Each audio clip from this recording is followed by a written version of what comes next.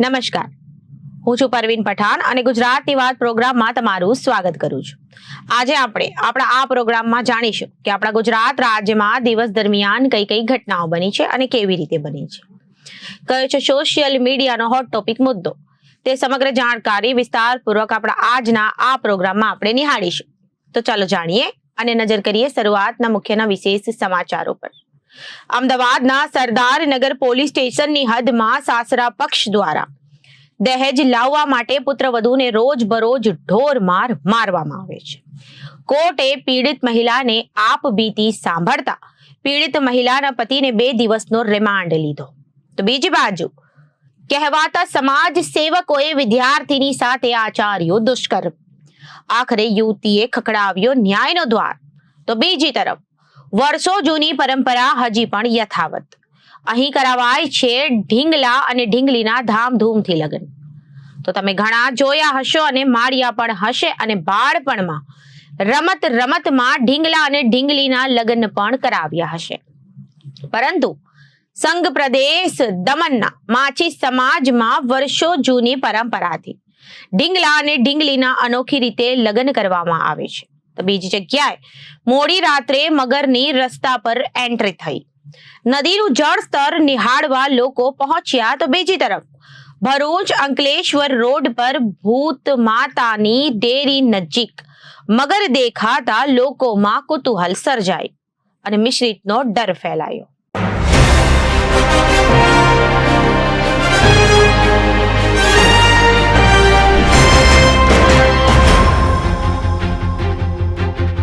હવે જોઈએ સમાચારો વિગતવાર।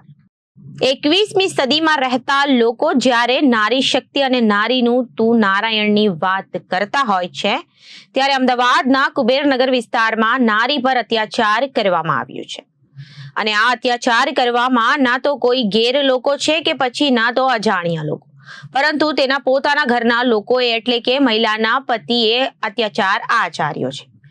જાણો અમારે આ અહેવાલમાં। અમદાવાદ શહેરના સરદારનગર કુબેરનગર વિસ્તારમાં સાસરિયા પક્ષના લોકો દ્વારા પુત્રવધૂને દહેજ માટે રોજ દરરોજ મારવામાં આવતો હતો। સમગ્ર મામલો કંઈક આવો છે કે 6 મહિના પહેલા મહિલાનો લગ્ન હિન્દુ ધર્મ અને રીતિ રિવાજ પ્રમાણે કરવામાં આવ્યો હતો। લગ્નના થોડા દિવસ પછી પીડિત મહિલાના પતિ પોતાને ચાલતી નોકરી મૂકીને IPLમાં સટ્ટો રમવા લાગ્યો અને 25 થી 30 લાખ રૂપિયા તેમાં હારી ચૂક્યો હતો, જેથી પીડિત મહિલા અને તેના પતિ દ્વારા તારા પિતાના પિયર પક્ષ ત્યાંથી પૈસા લઈને આવો તેમાં રોજબરોજ સાસરા પક્ષ તેમજ પતિ દબાણ કરતો હતો, તેમજ પિયરમાં પાછી જતી રહે। પીડિત મહિલા દ્વારા ના પાડવામાં આવતા તેના સાસરિયા પક્ષીના પતિ સાથે સાસુ સસુર અને એના દેવર ઢોર માર મારતા। સમગ્ર મામલાની ફરિયાદ પિયર પક્ષ અને તેમજ મહિલા દ્વારા સ્થાનિક પોલીસ સ્ટેશનમાં કરવામાં આવી, જેમાં સાસરિયા પક્ષના 5 લોકો સાથે પતિ મળીને તમામ ઉપર ફરિયાદ દાખલ કરવામાં આવી અને સરદારનગર પોલીસ સ્ટેશનના દ્વારા પીડિતના પતિને કોટરીએ 2 દિવસના રિમાન્ડ મંજૂર કર્યા હતા। મેં બહુ સહેન કર્યું, પછી મારાથી સહેન નહીં થયું, એ લોકોએ મને મારીને મારી મમ્મીને ઘરે મોકલી દીધી। મારીને પછી એક ફેક મેસેજ આવ્યો કે તારા હસબન્ડ ત્યાં MG સ્કૂલ પાસે મળી રહ્યો છે એક છોકરીને। તો હું ત્યાં ગઈ હતી, ત્યાં મારા અપહરણ કરી નાખ્યો મારે જેઠ અને મારે હસબન્ડ અને એક ફ્રેન્ડ હતો એનું સ્વિફ્ટ ગાડીમાં। એ લોકોએ મને ત્યાંથી લઈ ગયા એને ઘરે, ત્યાં ઘરે લઈ જઈને બહુ માર મારી મને, મારા વાળ કાપી દીધા, મારા માથામાં હોકી માર્યો, 7 ટાંકા આવેલા છે, ગળો બાંધી નાખ્યો એ લોકોએ, મારું બહુ માર મારી। એ લોકોએ બહુ ટોર્ચર કર્યું પૈસા માટે કે તારી મમ્મી જોડે પૈસા લઈ આવો, એ તે બહુ ટોર્ચર ખરાબ રીતે કર્યું મને।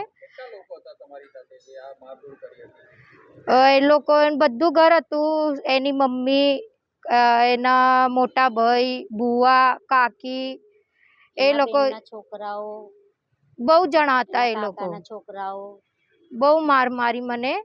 પછી એ લોકોએ મને સોંપી દીધી હતી। પછી એ લોકોએ મારી મમ્મી જોડે વાત નથી કરવા દેતા, પછી મળવા નહીં દેતા હતા। બીજા દિવસે મારી મમ્મી અભયમની ટીમ લઈને આવી મને લેવા માટે। પછી અમે સરદારનગર આવ્યા, ફરિયાદી કરવાઈ ને અમે 108 બોલાવીને ને પછી મારી ટ્રીટમેન્ટ કરવાય, પર ત્યાં પણ મારી સારી રીતે ટ્રીટમેન્ટ નહીં થઈ. ત્યાં ટ્રીટમેન્ટ થયા પછી મારી FIR દર્જ થઈને આવી બધી ઘટના બની.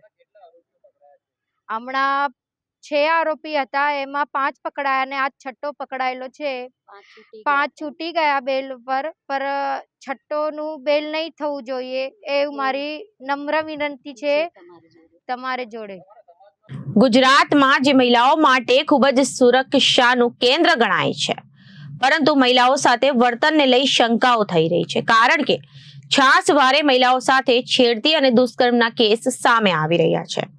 હવે વાત કરીએ તો રાજકોટ જિલ્લાના જસદણ તાલુકાના આટકોટ ખાતે આવેલ માતૃશ્રી DB પટેલ એજ્યુકેશન ટ્રસ્ટ સંચાલિત કન્યા છાત્રાલયની એક યુવતીએ પોતાની સાથે દુષ્કર્મ થયાની ફરિયાદ નોંધાવી છે.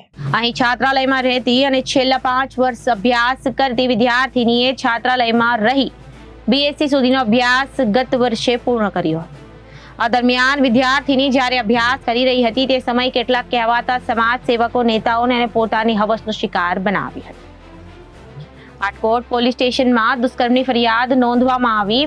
માતૃશ્રી DB પટેલ એજ્યુકેશન ટ્રસ્ટ સંચાલિત કન્યા છાત્રાલય આટકોટના ટ્રસ્ટી અર્જનભાઈ રામાણી, પાંચવડા ગામના પૂર્વ સરપંચ મધુબા, વીરનગર ગામના જિલ્લા પંચાયતના સદસ્યના પતિ અને આટકોટ કન્યા છાત્રાલયના ટ્રસ્ટી પરેશ રાદડિયા વિરુદ્ધ કન્યા છાત્રાલયમાં અભ્યાસ કરતી વિદ્યાર્થીનીએ આટકોટ પોલીસ સ્ટેશનમાં દુષ્કર્મની ફરિયાદ નોંધાવી છે.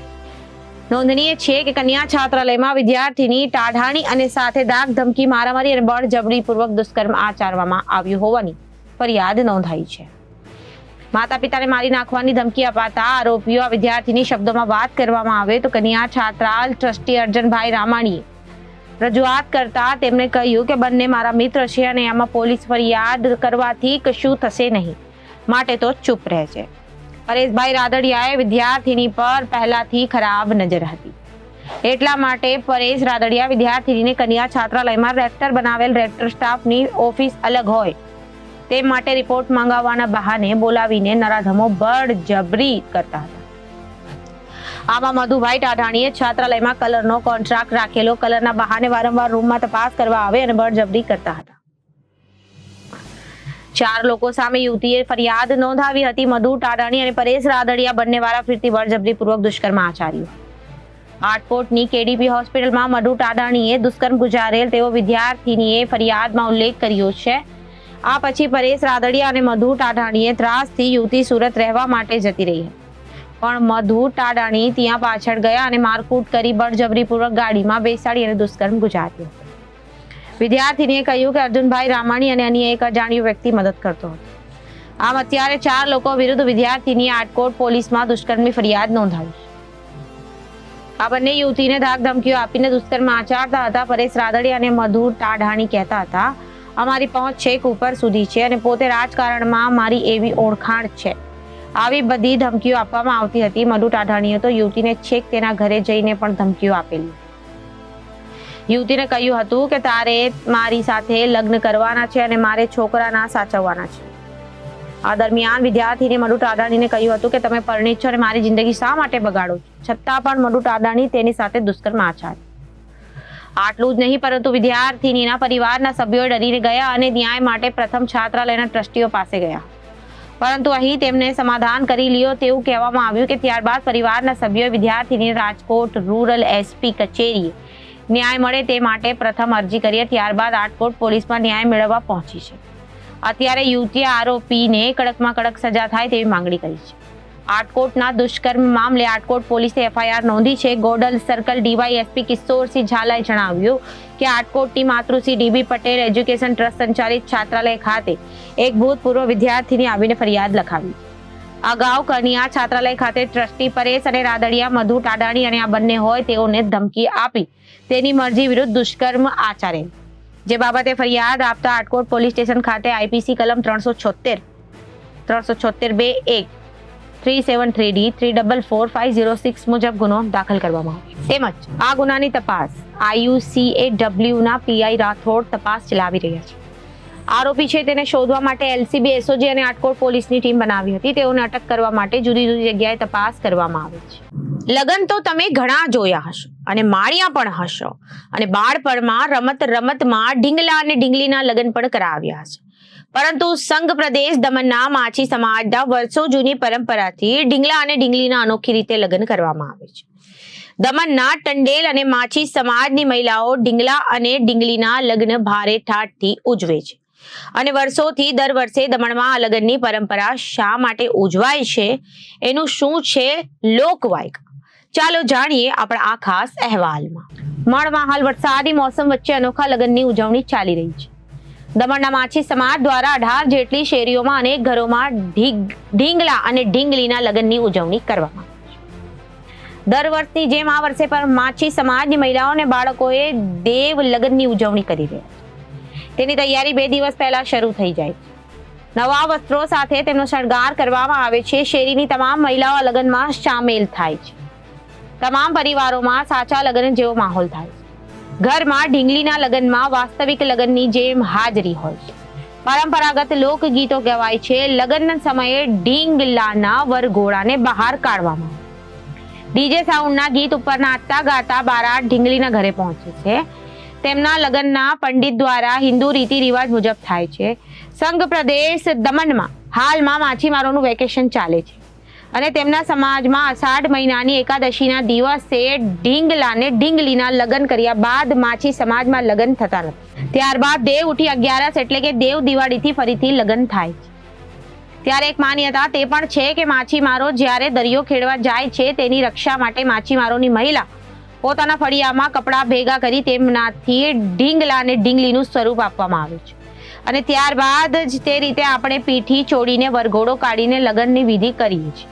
તે જ રીતે આ ઢીંગલા ઢીંગલીના લગ્ન પણ માછી સમાજની મહિલાઓ દ્વારા કરવામાં આવે છે. સતત 15 દિવસ તમામ માછીમાર સમાજના ઘરે આ રીતે ઢીંગલા અને ઢીંગલીનું સ્થાપન કરવામાં આવે છે. રોજ સાંજે મહિલાઓ જુદી જુદી વિધિઓ કરે છે અને સાથે માછી સમાજના વિવિધ લગ્ન ગીતો પણ ગાવામાં આવે છે અને અન્ય સ્થળે પરણેલ દમણની દીકરીઓ ખાસ ઢીંગલાના લગ્નને માણવા પિયર આવે છે. સંઘ પ્રદેશ દમણમાં વર્ષો જૂની ઢીંગલા ઢીંગલીના લગ્નની પરંપરા આજે પણ જળવાઈ ગઈ છે. આજની નવી પેઢી પણ અનોખા વિવાહને મન ભરીને માણે છે. આ પ્રકારના લગ્ન પાછળ અનેક વાયકા પણ છે, પરંતુ એક સત્ય એ પણ છે કે દમણની તમામ 18 શેરીઓને મહિલા આ લગ્નમાં સાથે હળીમળીને ભવ્ય લગ્નમાં જોડાય છે, જેથી માછી સમાજના એકતા અને અખંડિતતા પણ જળવાઈ રહે અને આવનાર નવી પેઢીએ પણ સમાજના રિવાજો જાણે અને માણે છે. વડોદરામાં વીતેલા 24 કલાકમાં ભારે વરસાદ સાથે ચોમાસું બેઠું હોય તેવું લાગી રહ્યું છે. વીતેલા 24 કલાકમાં અનેક કલાકો અવિરત વરસાદના વરસવાના કારણે નદી સરોવરોમાં નવા નીર આવ્યા. ગત મોડી રાત્રે શહેરના ફતેગંજ સર્કલ વિસ્તારમાં આવેલી હોસ્પિટલ નજીક મગરનું બચ્ચું નીકળ્યું હતું, જેના કારણે સ્થાનિકોમાં ભયની લાગણી વ્યાપી જવા પામી હતી. જો કે તેને રેસ્ક્યુ કરી લેવામાં આવ્યો હતો, તો બીજી તરફ આજે સવારે વિશ્વામિત્રી નદી ભયજનક સપાટી વટાવતા તેને જોવા માટે અલગ અલગ જગ્યાઓએ બ્રિજ પર લોકો ઉમટી પડ્યા હતા. વડોદરામાં માનવ વસ્તી અને મગરો ખૂબ જ નજીકમાં વસવાટ કરે છે. ખાસ કરીને જો વાત કરવામાં આવે તો ચોમાસાની ઋતુમાં મગર માનવ વસવાટ નજીક જોવા મળે છે. ત્યારે ગત રોજ શહેર જિલ્લામાં ભારે વરસાદ ખાબક્યો હતો, જે બાદ મોડી રાત્રે શહેરના ફતેગંજ વિસ્તારમાં આવેલી નરહરી હોસ્પિટલ નજીક મગરનું બચ્ચું રસ્તા પર જોવા મળ્યું. એકાએક મગર નીકળતા સ્થાનિકોમાં ભય પ્રસર્યો, તો બીજી તરફ મગરોને જોવા લોકોમાં ભારે પડાપડી હતી. બાદમાં મગરને સલામત રીતે રેસ્ક્યુ કરીને વન વિભાગને સોંપવામાં આવ્યો હોવાનું સામે આવ્યું છે. વરસાદ સાથે હવે મગર બહાર નીકળવાની ઘટનાઓની પણ શરૂઆત થઈ ગઈ છે, જેના જોવા માટે મોટી સંખ્યામાં લોકો ત્યાં પહોંચ્યા હતા. આજે સવારે વિશ્વામિત્રી નદીએ ભયજનક સપાટીએ વટાવી છે. આજે બપોરે 1 વાગ્યાની સ્થિતિ વિશ્વામિત્રી નદીનું સ્તર 27.5 ફૂટ નોંધવામાં આવ્યું, જેના કારણે શહેરના અનેક બ્રિજ પરથી નદીનું પાણી નજીકથી પસાર થતું જોઈ શકાય. શહેરના કાલા ઘોડા બ્રિજ, ઉર્મી બ્રિજ સહિત અનેક બ્રિજો પરથી નદીનું જળ સ્તર નિહાળવા મોટી સંખ્યામાં લોકો પહોંચ્યા. જો કે આ સ્થિતિમાં લોકોએ બ્રિજથી દૂર રહેવું જોઈએ, પરંતુ હકીકત વિપરીત છે. તો બીજી તરફ લોકોના ઘસારાને જોતા જ બ્રિજ પર પોલીસે મૂકવી પડી, જે સતત સચેત કરી રહી. વડોદરા શહેરના વડસર વિસ્તારમાં પાણી ભરાવાને કારણે સમૃદ્ધિ સોસાયટી અને કોટેશ્વરમાં ફસાયેલા 10 લોકોને એનડીઆરએફની ટીમ દ્વારા સલામત રીતે બહાર કાઢી આશ્ચર્ય સ્થાને ખસેડવામાં આવ્યા. ભરૂચથી અંકલેશ્વર જવાના રોડ પર ભૂત મામાની ડેરી પાસે કોતરમાં મગર દેખાતા લોકોમાં કુતૂહલ સર્જાયું હતું. બહાર ટહેલવા નીકળેલ મગરને નિહાળવા લોકટોળા ઉમટ્યા હતા. મળતી વિગતો મુજબ અગાઉ આ જગ્યાએ પણ એક મગરની હાજરી જોવા મળતા લોકો દ્વારા તંત્રને જાણ કરવામાં આવતા મગરને રેસ્ક્યુ કરીને ઝડપી લેવાયો હતો અને આ સલામત સ્થળે છોડી દેવાયો હતો. આ સ્થળે હાલમાં પણ મગર દેખાતા લોકોમાં ભય ફેલાયો છે અને લોકોમાં ચર્ચાતી વાતો મુજબ આ જગ્યા પર હાલમાં 3 જેટલા મગર છે અને ઘણીવાર બહાર નીકળતા હોય છે. આ સ્થળે મગરોની હાજરી જણાતા લોકો ભયભીત બન્યા છે અને વન વિભાગ તાકીદે પાંજરું ગોઠવીને મગરોને ઝડપી લે તેવી માંગ લોકોમાં ઉઠવા પામી છે. ઉલ્લેખનીય છે કે નર્મદા નદીમાં દિવસે ને દિવસે મગરોની સંખ્યામાં નોંધપાત્ર વધારો થઈ રહ્યો છે. નર્મદામાંથી મગરો ઘણીવાર કાંઠા વિસ્તારની ખાડીઓમાં આવી જતા હોય છે. ભૂતકાળમાં ઝઘડિયા તાલુકામાં નર્મદા તટે કેટલાક ગામોના રહીશો મગરના હુમલાનો ભોગ બન્યા હતા અને આવા હુમલાઓમાં ઘણા લોકોને જાન પણ ગુમાવ્યા હતા. ત્યારે અંકલેશ્વરમાં ભરૂચ વચ્ચેના સ્થળે જાહેરમાં દેખાતા મગર કોઈ પણ માણસ પર હુમલો કરે અને જાનહાનિ સર્જાય તે પહેલા તંત્ર મગરનું રેસ્ક્યુ કરીને ઝડપી લે તે જરૂરી બન્યું છે. તો અત્યારે ગુજરાતની વાતમાં વિરામ લઈએ. વધુ સમાચારો માટે જોતા રહો જનાદેશ ન્યૂઝ. નમસ્કાર.